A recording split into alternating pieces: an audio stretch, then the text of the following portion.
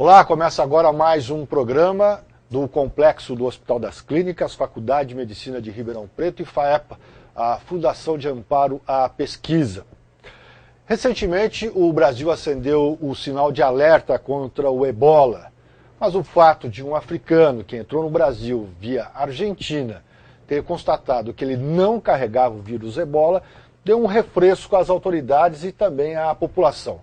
Mas isso não tirou a preocupação de novos casos poderem acontecer. O assunto de hoje é o ebola, a possibilidade dele entrar no Brasil. Para conversar sobre isso, participam do programa de hoje o doutor e coordenador da Unidade de Emergência do Hospital das Clínicas de Ribeirão Preto, o doutor Antônio Pazin Filho, e o professor Valdes Bolela, que é professor de moléstia infecto-contagiosas da Faculdade de Medicina de Ribeirão Preto, que também atua no HC. Sim. Para começar, para saber se esse vírus pode entrar, a gente precisa saber como é o vírus. Qual é a atuação desse vírus, professor Valdes? Bom, o vírus do ebola, ele causa uma doença que está classificada como febre hemorrágica. Então, geralmente são quadros que lembram uma infecção e os pacientes podem evoluir com sangramento. Então, ele é classificado aí no grupo de febres hemorrágicas. E a manifestação clínica é difícil de diferenciar de outras febres hemorrágicas e de outros quadros, como malária, febre tifoide, leptospirose, que são doenças infecciosas bacterianas, outras causadas por outros agentes infecciosos.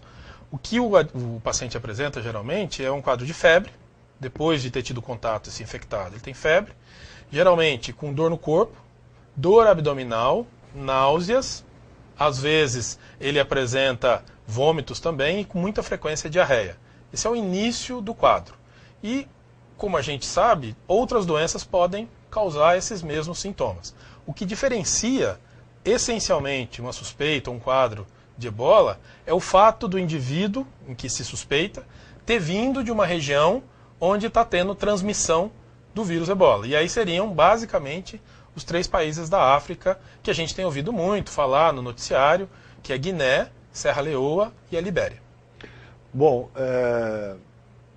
se esses sintomas são parecidos com outras doenças e o único diferencial é de onde vem essa pessoa, pode haver, parece que não aconteceu em Cascavel, pode haver interpretação errônea de quem atende e deixar passar um caso e outras pessoas serem contaminadas, como aconteceu nos Estados Unidos e na Espanha?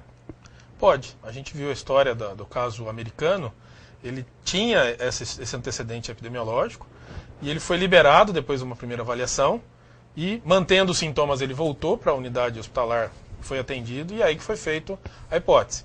Por isso que é fundamental, e essa é a base da avaliação, da investigação clínica, né, de um paciente que tem febre, é fazer o antecedente dele, checar os antecedentes.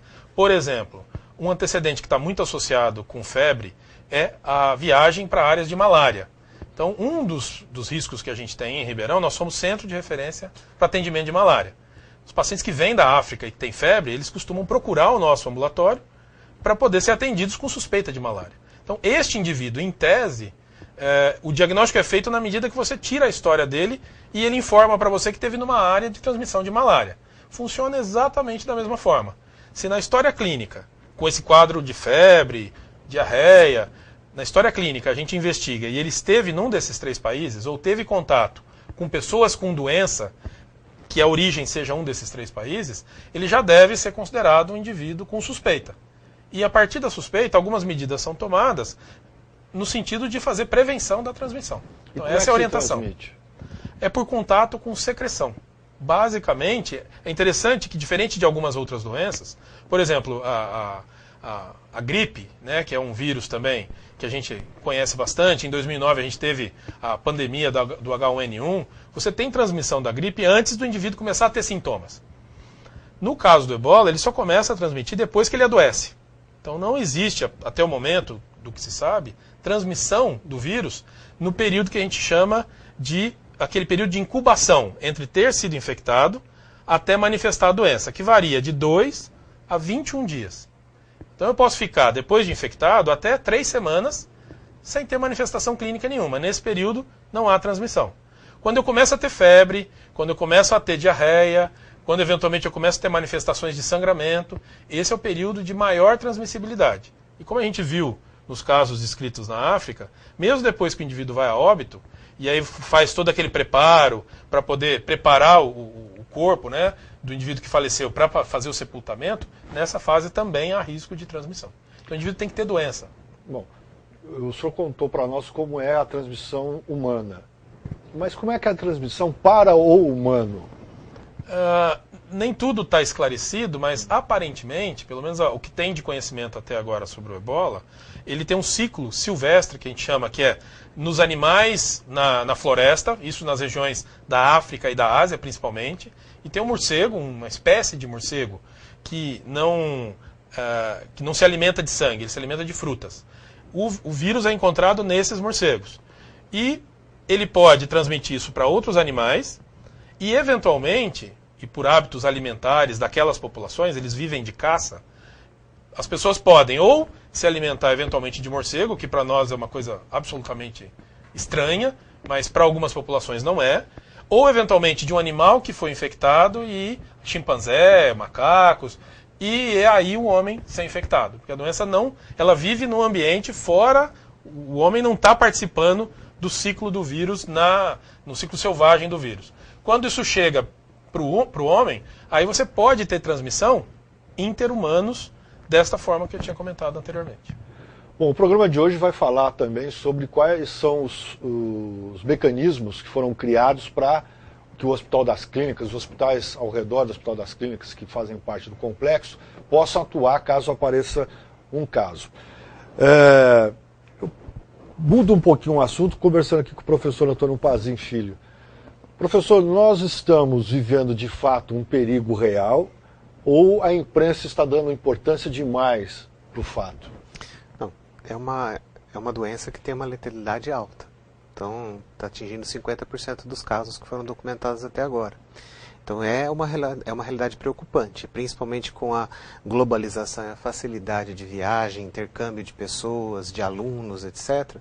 A gente tem grandes condições de ter um caso aqui, como aconteceu nas viagens, que a gente viu na Espanha, na Europa e no restante da Europa e nos Estados Unidos. Então, esse risco existe. Então a gente tem que estar preparado. Se vai chegar ou não, pode ser que não chegue nessa vigência dessa epidemia, mas uma hora alguma dessas epidemias vai chegar. Então você tem que estar preparado. Então isso está levando as pessoas a deixar um esquema pronto para se a gente tiver alguma identificação de caso com essas características que o professor Valdes comentou. No caso do ebola, o senhor acabou de dizer que a letalidade é de quase 1 para 2 na África, né? Tem tratamento? Tem cura?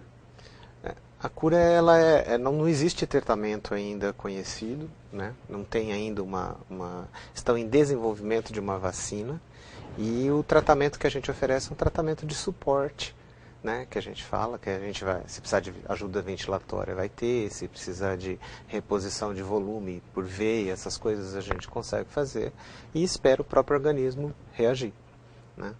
Então, esse tipo de tratamento é chamado de suporte. Então, você só mantém isso, mas não existe um tratamento específico e a vacina está em projeto de desenvolvimento. Bom, nós vamos para um intervalo. No próximo bloco, eu pesquisei aqui para fazer essa entrevista com os professores da Faculdade de Medicina de Ribeirão Preto e me assustei com alguns números que eu vou discutir com eles depois. O aeroporto de São Paulo, Guarulhos, recebe 250 mil pessoas dia. O Porto de Santos, só este ano, cerca de 500 mil pessoas. Quer dizer, é um volume. No ano, São Paulo, Guarulhos, recebe mais de 30 milhões de passageiros. É um volume enorme. Como é que controla esse tráfego, essa possibilidade de alguma dessas pessoas estarem, ou uma delas apenas, estar contaminada e entrar no país? No próximo bloco. Agora, nesse segundo bloco da TV do Complexo HC, FAEPA e Faculdade de Medicina de Ribeirão Preto, há uma substituição aqui. O treinador fez uma mudança. Saiu o professor e doutor Valdes, entrou o doutor Daniel Cardoso de Almeida e Araújo, que é médico sanitarista do HC. Como eu disse no bloco anterior, eu comecei a levantar alguns números e fiquei assustado com a quantidade de passageiros que circulam pelo aeroporto de Guarulhos, sem considerar os outros grandes aeroportos do Brasil, e o Porto de Santos.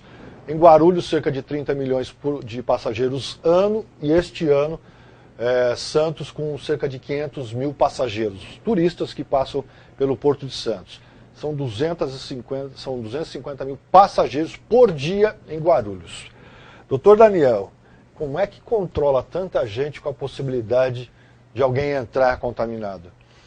Realmente, isso é uma dificuldade que não é só o Brasil que enfrenta, né? Isso já vem sendo estudado já desde o final da década de 80, muitas vezes, em que nos países, essencialmente países desenvolvidos, né, os Estados Unidos e Europa, muitos dos seus viajantes que iam para países da região tropical voltavam doentes para os seus países de origem, né? E a partir dessas observações, eles começaram a orientá-los, né, a partir do que a gente chama hoje de medicina do viajante, né? Então, eles já estavam naquela época observando, e dados suíços mostram que praticamente metade da população no ano viajam para algum país do exterior, inclusive especialmente dos países tropicais, né? Então eles têm essa cultura da viagem já muito bem enraizada naqueles países. Então eles já têm esse estudo, né, nessas questões de você se expor em outros continentes para doenças completamente desconhecidas no local de origem já há muitos anos, né? E algumas décadas já tem trabalhado com isso. Até o OMS trabalha também dentro do Regulamento Sanitário Internacional, essas questões mesmo de como regular essas viagens, né? Quem pode viajar, quem não pode, o que você pode controlar dentro dessas viagens, para onde que você vai se expor ou não. Então tem já há muitos anos alguma coisa estabelecida nisso. E de fato, né, uma viagem hoje aérea, você atravessa o mundo, e em 24 horas, 48 horas você consegue dar atravessar o mundo inteiro. Você pode se expor numa doença na Ásia, no dia seguinte está na África e no dia seguinte já está na América, por exemplo, né? Então isso dinamiza muito a questão epidemiológica das doenças, né? O professor Pazin falou no bloco anterior que vale a pena o cuidado, que talvez nessa epidemia nada aconteça no país, mas a avaliação dele é que um dia chegue. Qual é a sua? O risco existe, lógico, né? O risco existe. A OMS trabalha com risco baixo de transmissibilidade para outros continentes e dessa introdução do vírus, que ele é muito pequeno dela continuar a sustentabilidade dessa transmissão. Significa o quê? Que pode acontecer com os casos importados em alguns países, mas que com uma estrutura mínima de vigilância, de controle, esses casos não se multipliquem e virem uma catástrofe como acontecendo nesses 3 países agora na África. A gente trabalha com um risco muito pequeno para que isso aconteça. Mas casos importados, dada essa possibilidade de alguém, no período de incubação, viajar nesses países, né, nós não temos um voo direto desses 3 países africanos para o Brasil, mas ele pode ir, por exemplo, para a África para a Europa, e da Europa para o Brasil, por exemplo, ou para os Estados Unidos e os Estados Unidos do Brasil, no período de incubação, e adoecer no nosso país. Isso pode acontecer de fato, né? Tá. Uma pergunta para os dois, professor Pazin e o doutor Daniel. O Brasil, na avaliação dos senhores, melhor, antes do Brasil, houve negligência dos países desenvolvidos em tratar essa questão na África, na opinião do senhor? Que é uma crítica que eu ouço de que houve negligência.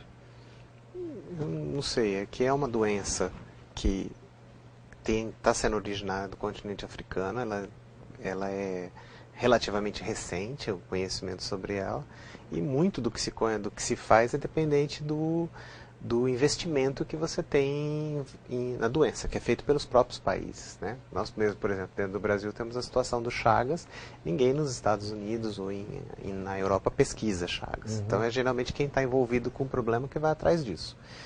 Mas, como se ela está adquirindo uma disseminação global, ela pode ter uma disseminação global, está tendo um interesse dos outros para eles terem a própria proteção. Então, agora eles estão fazendo um investimento nisso. A mostra disso é a tentativa de desenvolvimento da vacina para estar pronto para uso no próximo ano. Né? Então, acho que assim, negligência, não sei, acho que é uma palavra pesada, mas com certeza eles estão investindo agora porque é o interesse deles, né, nesse processo. E tem também um interesse de investimento nisso porque o ebola ele já serviu como arma terrorista, né, como bioterrorismo. exemplo do antraz, tal. Então as pessoas estão interessadas em conseguir esse tipo de controle. Antes de passar para o Dr. Daniel, essa possibilidade do ebola ser utilizado como arma arma química, né? Não, biológica. Uma arma biológica. Nesses 3 países o senhor não acredita? O senhor acha? Não. Lá foi uma questão da circulação do vírus mesmo, né? Não tem nada a ver isso daí, imagina. Tem outros alvos, né? Tem outros alvos muito mais importantes. E doutor Daniel, qual a sua opinião? Houve negligência ou uma palavra mais suave para explicar a posição dos países desenvolvidos em relação ao caso? Concordo com o professor Pazini nesse ponto, porque talvez a negligência seja uma palavra um pouco pesada. De fato, não teve uma posição da OMS e dos países desenvolvidos da forma mais adequada. Isso realmente aconteceu.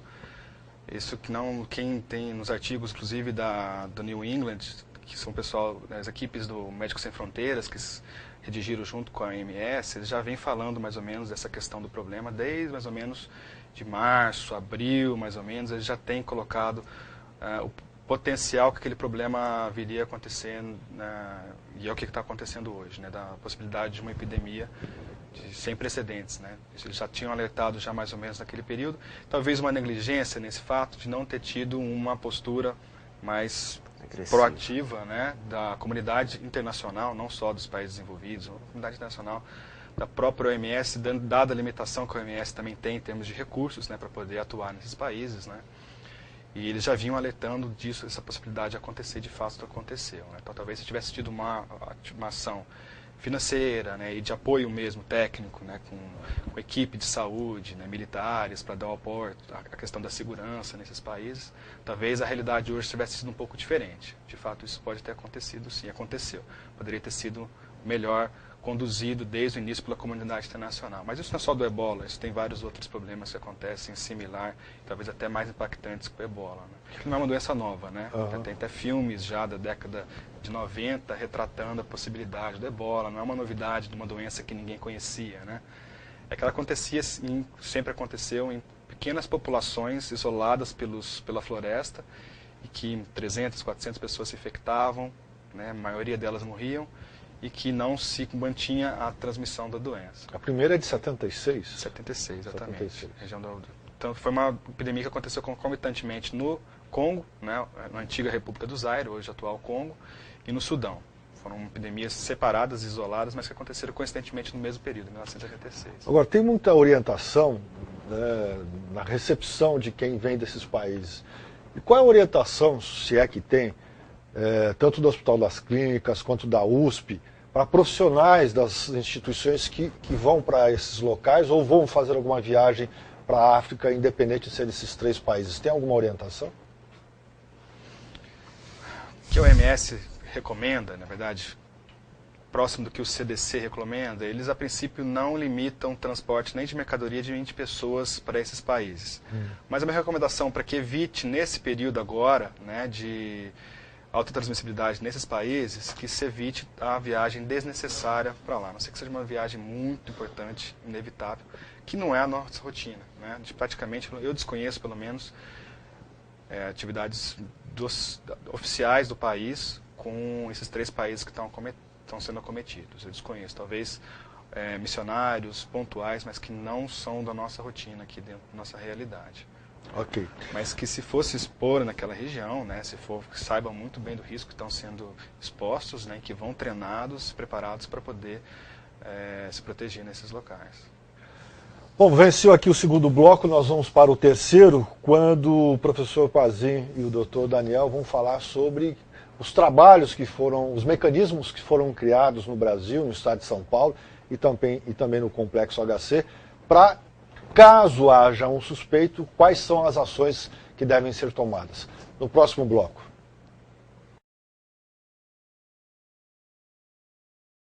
Este é o terceiro e último bloco. O assunto de hoje é o ebola.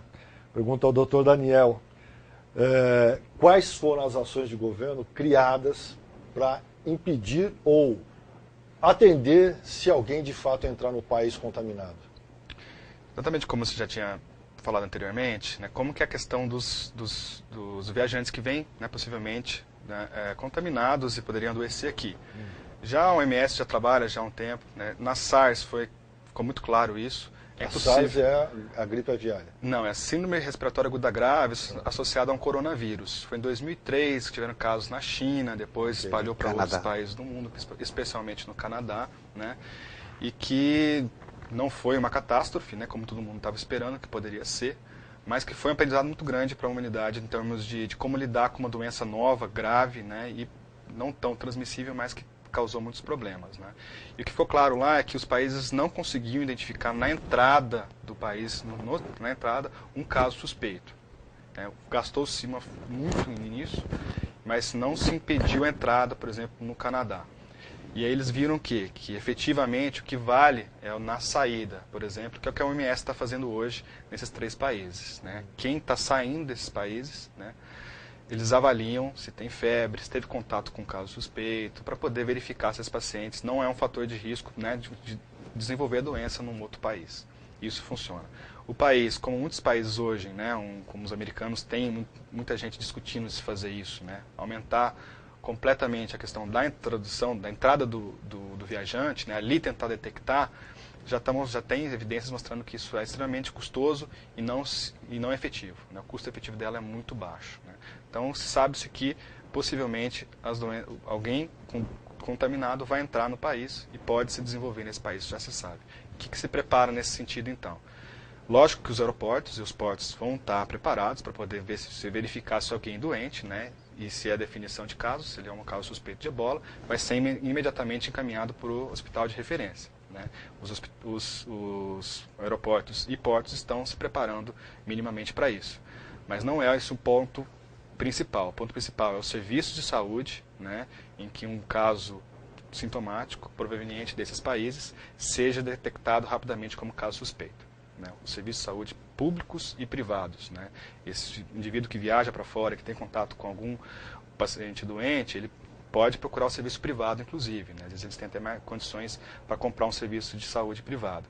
Então, não necessariamente ele vai procurar um serviço público. Né? Então, todos os serviços têm que estar preparados para detectar rapidamente um caso suspeito. Né? E estão?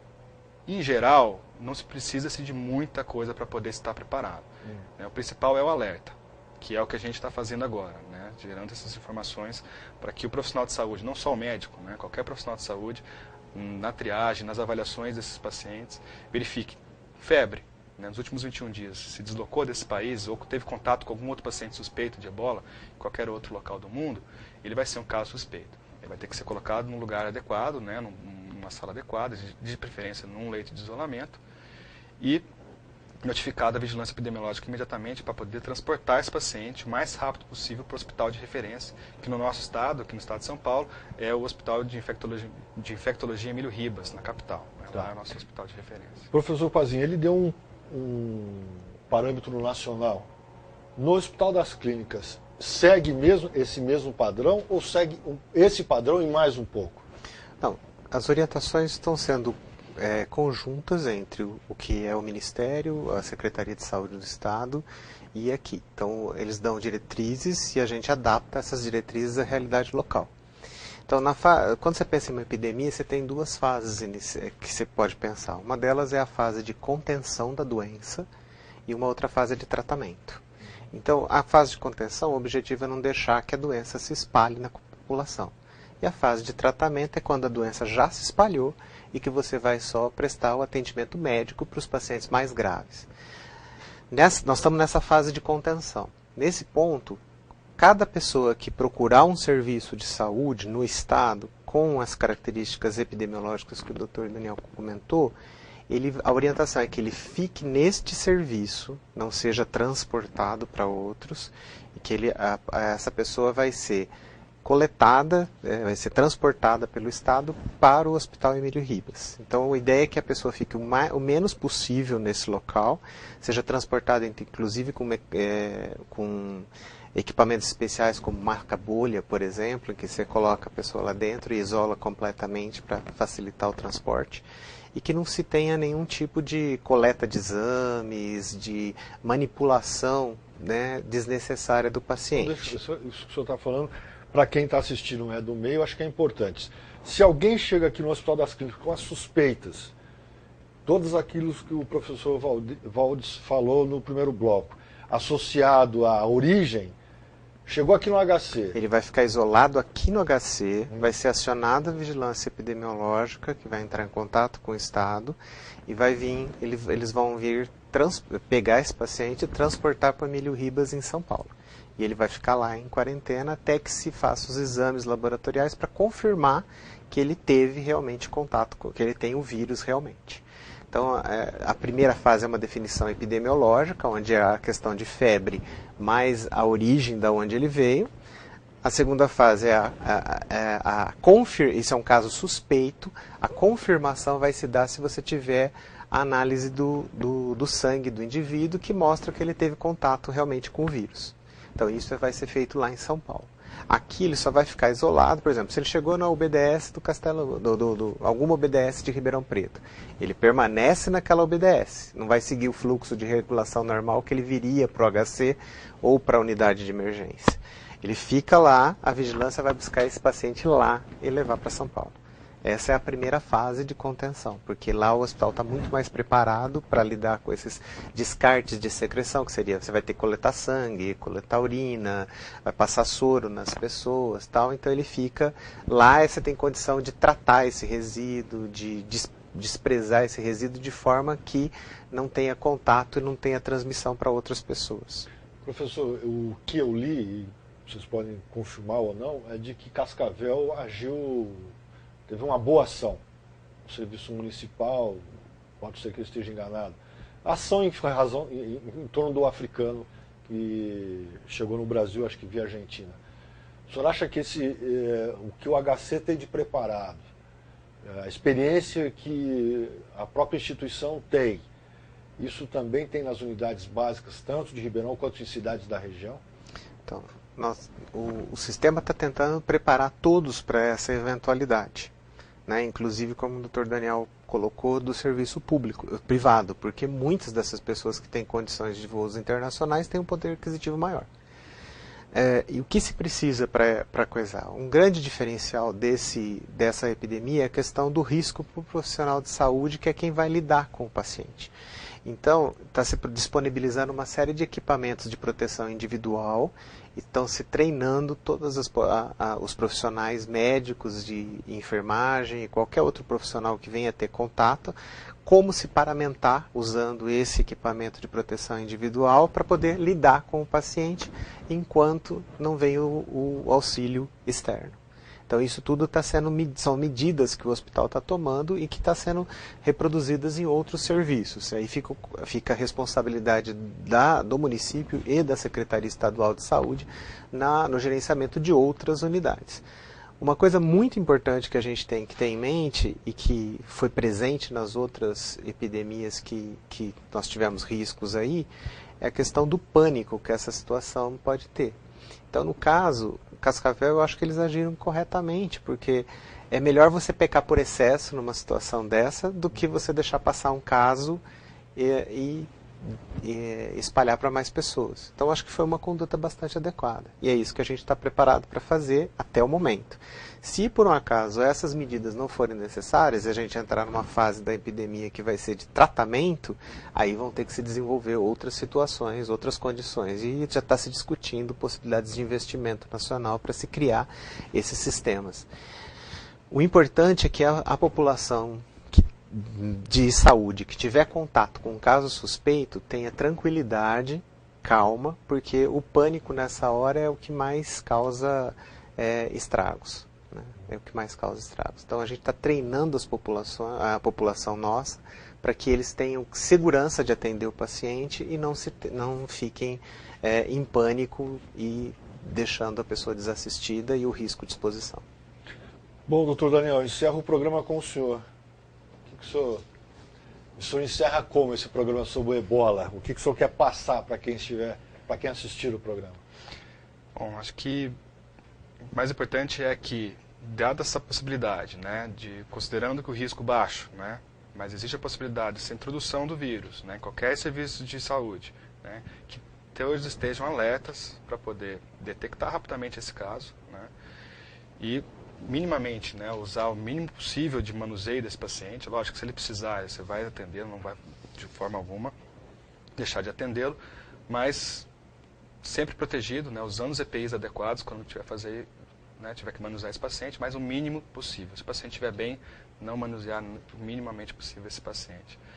Assim, o paciente sendo encaminhado para um local para ser isolado, né, a vigilância vai buscar os seus comunicantes, vai investigar os seus comunicantes, para que aconteça como já aconteceu nos Estados Unidos, como aconteceu está acontecendo nos Estados Unidos, já está acontecendo na Espanha, alguns outros países da África, como Senegal, na Nigéria, em que alguns casos foram detectados, mas a vigilância foi capaz de traçar todos os seus comunicantes, isolá-los, caso algum tenha desenvolvido alguma doença, e bloquear a transmissão da doença. A gente sabe que essas medidas mais tradicionais em vigilância, em saúde pública, que é a detecção rápida dos casos, né, isolamento, né, desses casos, e a busca dos seus comunicantes é o suficiente para que impeçam um problema maior de saúde pública, que potencialmente o ebola poderia causar. A gente sabe que isso vai ser o suficiente. Acho que isso dá uma certa segurança, né, de que essas medidas vão ser o suficientes para evitar um cenário mais complicado. Ok, eu agradeço aos professores Antônio Pazin, que participou aqui dos 3 blocos do programa de hoje, do professor Valdes, que participou no primeiro programa, e ao doutor Daniel. Os 3 fazem parte do Hospital das Clínicas, 2 deles da Faculdade de Medicina de Ribeirão Preto, falando sobre o ebola e como é que as autoridades estão trabalhando para tentar, primeiro, impedir que alguém entre com o contaminado. Depois, se caso isso acontecer, como é que se dará o tratamento. Obrigado aos 2, espero que nenhum caso apareça. Nós também. A TV do Complexo Hospital das Clínicas, Faculdade de Medicina de Ribeirão Preto e FAEPA fica por aqui. Obrigado pela sua atenção.